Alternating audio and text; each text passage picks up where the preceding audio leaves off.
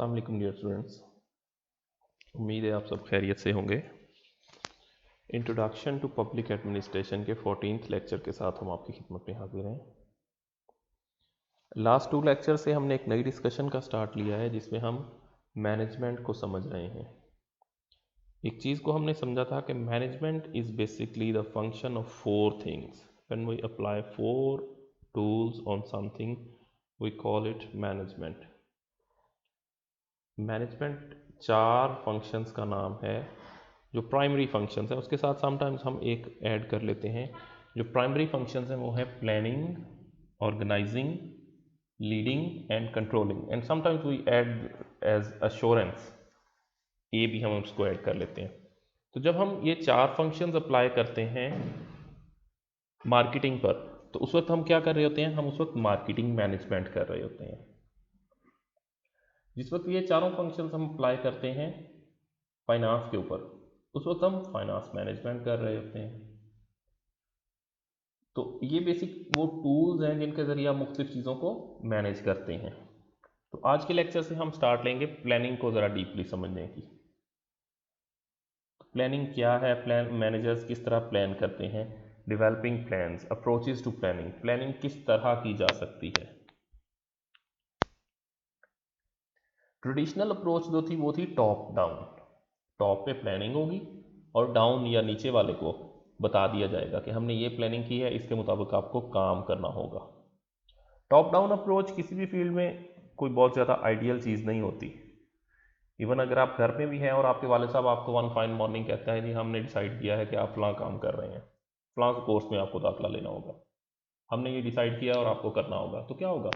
Somehow आप उसको करेंगे तो सही, लेकिन आपकी उसमें कमिटमेंट या आपकी उसके साथ विलिंगनेस नहीं होगी, तो आप उसको पूरी खुशदिली के साथ नहीं करेंगे। ऑर्गेनाइजेशन में भी ऐसे होता है कि अगर टॉप मैनेजर्स अपनी मर्जी से कोई प्लान बना के उसको शेयर कर दें जूनियर्स के साथ कि हमने ये प्लान किया है कि आप इस तरह करेंगे, तो ओवरऑल लोग उसको कंप्लाई तो करेंगे लेकिन उसके साथ बहुत ज़्यादा खुश नहीं रहेंगे वो। तो ये एक प्रीवियस अप्रोच थी when planning was done by top managers. Normally in all organisations हमारे पास जो गवर्नमेंट सेक्टर है, जो प्राइवेट सेक्टर होता है, उसमें फॉर्मल प्लानिंग डिपार्टमेंट होता है, where we have specialists whose sole responsibility is to help or write organizational plans। इनके जिम्मे जो प्राइम पर्पस होता है, जो इनका सबसे अहम काम होता है, वो होता है प्लानिंग। आप यूनिवर्सिटी में देखें, आप किसी भी बड़े ऑर्गेनाइजेशन में देखें, आप पंजाब गवर्नमेंट में, फेडरल गवर्नमेंट में देखें, तो हमारे पास प्लानिंग डिपार्टमेंट्स होते हैं। मिनिस्ट्री ऑफ प्लानिंग होती है जो फर्दर प्लान्स बनाते हैं कि किस तरह हम चीज़ों को आगे लेके चलेंगे। तो how do managers actually plan? पहले हमने देखी टॉप डाउन अप्रोच, दूसरी है इंक्लूसिव अप्रोच। इंक्लूड करना किसको कहते हैं? शामिल करना। इंक्लूसिव अप्रोच ये उस अप्रोच का उलट है। आपको आपके वाले साहब कहते हैं बेटा आएँ, आपने मैट्रिक या एफएससी कर लिया, बैठ के हम डिसाइड करते हैं कि आपने फर्दर क्या करना है, किस कोर्स में एनरोल होना है, कौन सी डिग्री में लेना है। आपसे सलाह मशवरा किया जाता है, आपसे राय ली जाती है और उस राय को अहमियत दी जाती है और उसके मुताबिक मिल बैठ के एक डिसीजन किया जाता है। अब वो डिसीजन जो होगा उसमें आपकी इंक्लूसिवनेस है, आप उसमें स्टेक होल्डर थे, आपने मशवरा दिया था, तो फिर आपके लिए ज़रूरी हो जाएगा कि उस गोल को आप अचीव भी करें।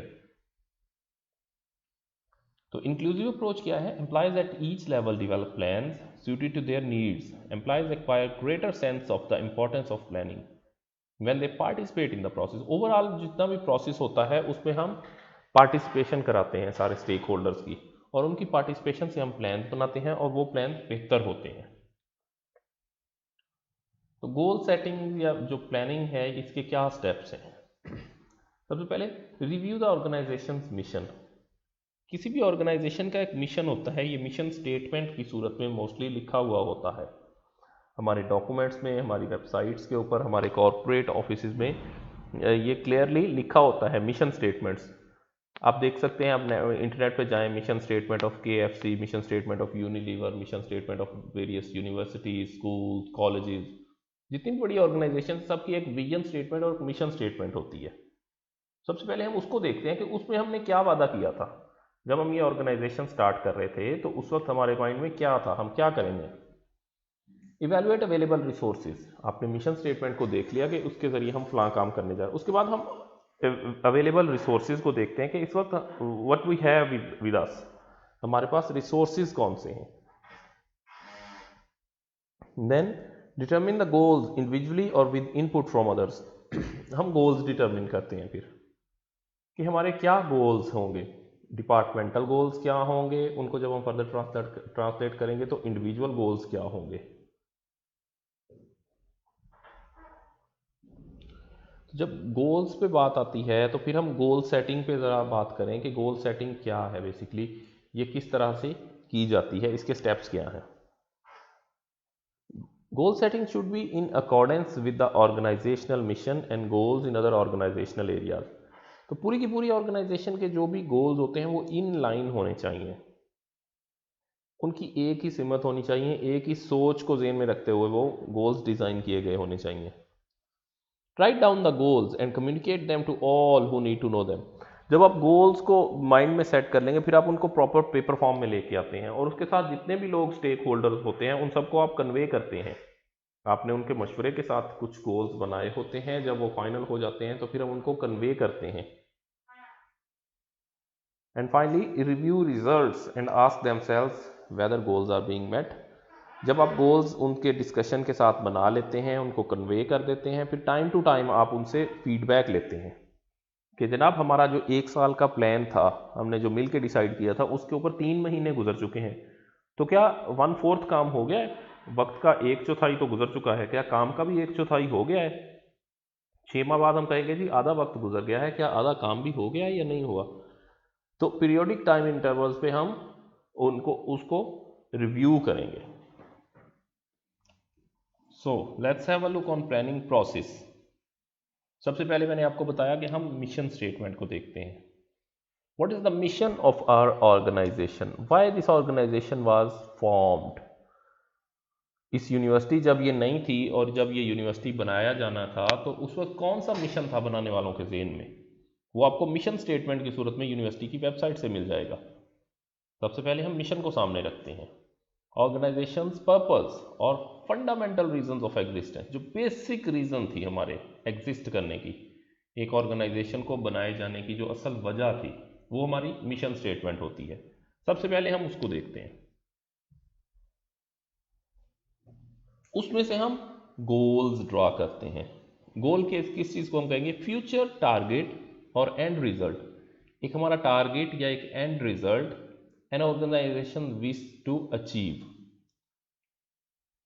पहले हमारा मिशन था कि किस मकसद के लिए बनाई गई है, अब हमारे सामने एक गोल है कि हम क्या कुछ हासिल करना चाहते हैं, कितने टाइम कितने रिसोर्सेज लगाकर हम क्या हासिल करेंगे, और उसके हसूल के लिए हम फाइनली प्लान्स बनाते हैं।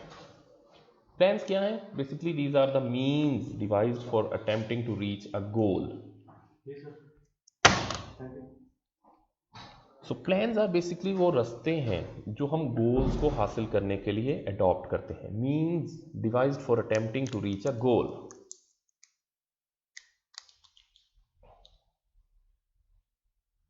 तो इसको हम ग्राफिकल फॉर्म में कुछ इस तरह भी देख सकते हैं। सबसे पहले हमारे सामने मिशन होता है। मिशन में से हम कौन सी चीज़ ड्रॉ करते हैं? Goals, right. और गोल्स में से हम कौन सी चीज़ ड्रॉ करते हैं?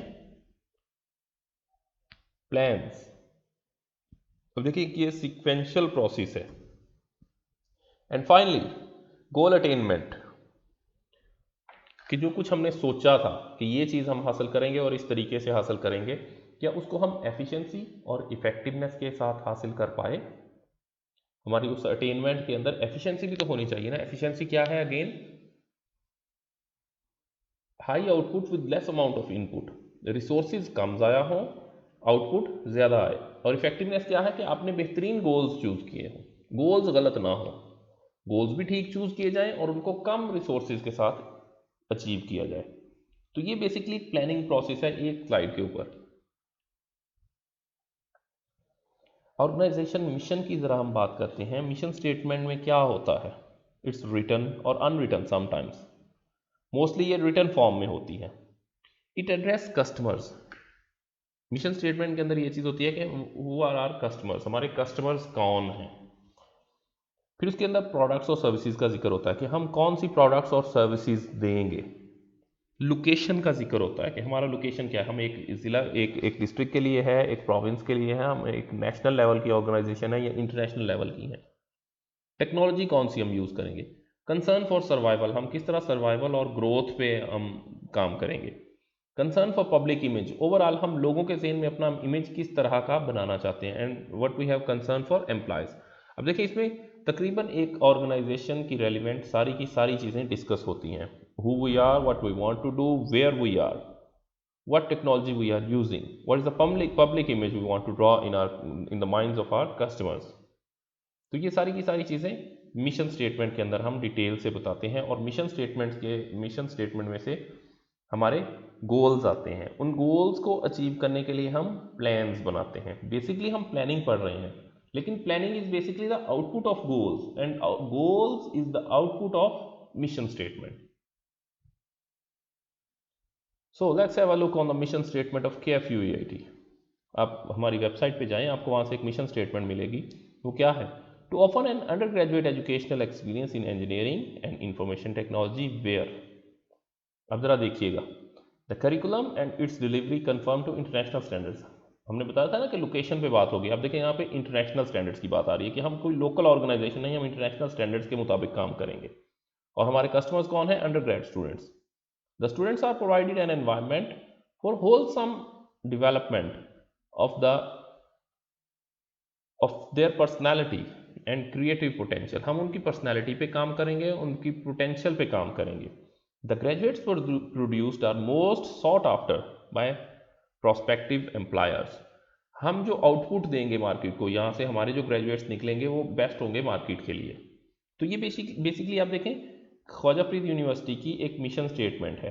किसी भी ऑर्गेनाइजेशन की आप मिशन स्टेटमेंट उठाएं और उसको इस क्राइटेरिया के ऊपर ज़रा सेट करके देखें कि कौन सी ऑर्गेनाइजेशन की कौन सी मिशन स्टेटमेंट है और वो किस तरह ओवरऑल उनके गोल्स और प्लान्स को केटर करती है। ऑर्गेनाइजेशनल गोल्स क्या होते हैं या गोल्स के ओवरऑल बेनिफिट्स क्या हैं। It increase performance. जब आपके सामने गोल होगा तो आप बेहतर परफॉर्म करते हैं। आपने सिंपल सोचा है कि ठीक है मैंने फर्स्ट सेमेस्टर में बहुत अच्छी CGPA लेनी है, इट्स ओके। लेकिन अगर आपने ये सोचा है कि मैंने फर्स्ट सेमेस्टर में 3.8 CGPA बनाना है, तो ये आपका एक क्लियर गोल है, तो ये आपकी परफॉर्मेंस को बेहतर करेगा। It clarifies expectations. जब गोल्स आपके सामने रख दिए जाते हैं तो आपको पता चल जाता है कि मुझसे क्या एक्सपेक्ट किया जा रहा है। अगर आपके वालिदैन कहेंगे बच्चे बहुत पढ़ें अच्छा पढ़ें, तो वो क्लियर नहीं है, उनकी एक्सपेक्टेशंस का आपको समझ नहीं आ रही। लेकिन अगर वो कहेंगे जनाब आपके नंबर 3.8 होने चाहिए, सॉरी या इसके करीब होने चाहिए, तो बेसिकली वो क्लैरिफाई हो रही हैं चीज़ें। It facilitates control. इसके बाद आपको पता चल जाता है कि आपको जो गोल दिया गया था कितना अचीव हुआ है और कितना अचीव नहीं हुआ। तो कंट्रोल का प्रोसेस इससे बेहतर होता है। जब आप बाद में बात करते हैं कि कौन कामयाब रहा और कौन नाकाम रहा, तो वो भी हमें गोल से पता चलता है कि जिसने गोल अचीव किया वो कामयाब है और जिसने गोल अचीव नहीं किया वो नाकाम है। It increases motivation. Of course जब आपके सामने मंजिल वाजे होगी, आपने एक हाई एम बनाया होगा, तो आपकी मोटिवेशन भी हाई होगी। गोल्स किन लेवल्स पे होते हैं, दोबारा से हम रिकनेक्ट करते हैं। हमने मैनेजमेंट के कितने लेवल्स पढ़े थे, 3 लेवल्स। टॉप मैनेजर से, मिडल मैनेजर से और लाइन मैनेजर या लोअर लेवल मैनेजर से। तो टॉप मैनेजर्स, उनका ऑर्गेनाइजेशनल पर्सपेक्टिव होता है, वो चीज़ों को बड़े एंगल से देख रहे हैं, तो उनके स्ट्रेटजिक गोल्स होते हैं और स्ट्रेटजिक प्लान्स होते हैं। टॉप लेवल की मैनेजमेंट, आप वजीर तालीम को देखें, वो ये तो डिसाइड नहीं ना करेगा कि जनाब BS वालों की क्लासेस किस वक्त होंगी और MS वालों की क्लासेस किस वक्त होंगी। उसने तो बड़ी एजुकेशनल पॉलिसी देनी है, वो स्ट्रेटजिक गोल्स होंगे, उसके उसी को अचीव करने के लिए स्ट्रेटजिक प्लान्स होंगे उसके। उसके बाद मिडल मैनेजर्स, ये डिपार्टमेंट को देख रहे होते हैं, इनका एक डिपार्टमेंटल पर्सपेक्टिव होता है। तो इनके टेक्टिकल या डिपार्टमेंटल गोल्स होते हैं और डिपार्टमेंटल ही इनके प्लान्स होते हैं। आप टेक्टिकल के लफ्ज़ को ज़रा कंफ्यूज ना होइएगा इससे, आप इसको डिपार्टमेंटल समझ सकते हैं कि जो मिडिल लेवल के मैनेजर्स हैं वो एक डिपार्टमेंट के हेड होते हैं, तो ये अपने डिपार्टमेंट के गोल्स और डिपार्टमेंट के प्लान्स को देख रहे होते हैं। और जो फर्स्ट लाइन, जो लोअर लेवल मैनेजर्स होते हैं, ये एक सिंगल इंडिविजुअल होते हैं, तो इनके ऑपरेशनल गोल्स और ऑपरेशनल प्लान होते हैं। ये डेली बेसिस पे देखते हैं कि हमने 8 बजे आना है, 5 बजे वापस जाना है, इस दौरान हमने ये काम करने हैं और इनको अच्छी तरह से मुकम्मल करना है। तो आप देखें कि जिस लेवल का मैनेजर होगा वो उसी लेवल के गोल्स और उसी लेवल के प्लान्स फॉर्मुलेट करेगा। Finally, goals should be smart. देखिए स्मार्ट कैपिटल में क्यों है, Why the smart word is in capital words? SMART, because it's the abbreviation of something. Smart में पहली चीज क्या है? स्पेसिफिक। अब देखिए, स्पेसिफिक और जनरल ये दो एलिमेंट्स होते हैं किसी भी चीज में। आप मार्केट में जाते हैं, आपको दो सेलफोन्स हैं आपके सामने, आपने उनमें से एक खरीदना है। You want specific measurements. आपको एक कहा जाता है कि ये सेलफोन बहुत अच्छा है, बहुत क्वालिटी, इसकी बैटरी टाइमिंग बहुत बढ़िया है, बहुत आला चीज़ है। अच्छा, एक दूसरा सेलफोन है, उसके बारे में बताया जाता है कि जनाब इसका कैमरा इतने मेगापिक्सल का है, इसकी स्क्रीन रेजोल्यूशन इतनी है, बैटरी इतने mAh है। अब इसमें से स्पेसिफिक चीज़ कौन सी है आप बताएं? एक वो चीज़ जिसके बारे में कहा जा रहा है बड़ी अच्छी है, बड़ी आला है, बहुत बढ़िया है वो, या एक वो चीज़ जिसके बारे में आपको क्लियरली बताया जाए कि बहुत अच्छी से क्या मुराद है? बैटरी 4000 mAh वाली बहुत अच्छी है, 4500 वाली या 5000 mAh वाली बैटरी है। तो गोल्स भी इस तरह स्पेसिफिक होने चाहिए, क्लियर, वेग नहीं होने चाहिए, मेयरेबल, फिर आप उनको मेयर कर सकें। जब भी आप किसी को कोई गोल असाइन करें तो आप उसको मेयरेबल गोल असाइन करें, ताकि एंड पे आप उसको देख सकें कि कितना अचीव हुआ और कितना अचीव नहीं हुआ। अटेनेबल। इसकी आपको मैं एग्जांपल के लिए ये चीज़ क्लियर करूंगा कि एक 5 फुट जिस जिस शेफ की हाइट हो, आप उसे कहें कि 7 फुट ऊपर कोई चीज़ पड़ी है, ज़रा जंप लगा के इसको उठा के मुझे दें, क्या होगा? वो कोशिश करेगा, उसके लिए वो पूरी कोशिश करेगा कि भाई ये चीज़ थोड़ी सी मेरे कद से बाहर है लेकिन इतनी भी नहीं है, मैं इसके लिए कोशिश कर सकता हूँ, अटेन कर सकता हूँ। अगर एक 5 फुट की हाइट वाले शख्स को आप कहें कि 15 फुट ऊपर कोई चीज़ पड़ी है और आप उसको जंप लगाएं, क्या वो एक भी जंप लगाए? एक बार भी वो उसके लिए कोशिश करेगा? नहीं करेगा, because he is quite clear that this thing is unattainable, I can not attain it. तो गोल्स भी इस तरह होते हैं कि आपको अटेनेबल होने चाहिए, ऐसा ना हो कि आपके साथ मजाक किया गया हो। अटेनेबल गोल्स होने चाहिए। SMA, what stand for R? R should be relevant. आपने अच्छा CGPA लेना है तो आपके गोल्स में ये होना चाहिए कि मैंने ये रेफरेंस बुक्स पढ़नी है, लेकिन अगर आप उसके साथ कोई दूसरी इरेलीवेंट बुक्स पढ़ना शुरू कर देते हैं, उससे भी लर्निंग तो होगी लेकिन रेलिवेंसी नहीं आएगी। रेलिवेंट चीज़ होनी चाहिए। गोल्स भी इस तरह आपकी परफॉर्मेंस के साथ रेलिवेंट होने चाहिए। And finally, time limited. कोई भी गोल किसी को असाइन किया जाए तो उसके साथ टाइम का भी बताया जाना चाहिए कि ये चीज़, ये काम जो आपके ज़िम्मे है, ये हम एक्सपेक्ट कर रहे हैं कि 1 हफ्ते में मुकम्मल हो जाएगा, ये हम एक्सपेक्ट कर रहे हैं 15 दिन में मुकम्मल हो जाएगा, एंड सो ऑन। तो जब हम किसी के ज़िम्मे कोई काम लगाते हैं और उसको टाइम लिमिट ना दें तो that means he is quite easy. वो कहेगा ठीक है यार, देख लेंगे, जब बुलाएंगे पहली बार फिर देखेंगे, उन्हें कहेंगे जी मैं कर रहा हूँ, फिर उसके बाद करूँगा। तो टाइम लिमिटेड भी होना चाहिए गोल। तो गोल्स के अंदर 5 खूबियाँ कौन सी? Specific, measurable, attainable, relevant and time limited. That's all for our today's discussion. I hope you enjoyed our lecture. Thank you. Allah Hafiz.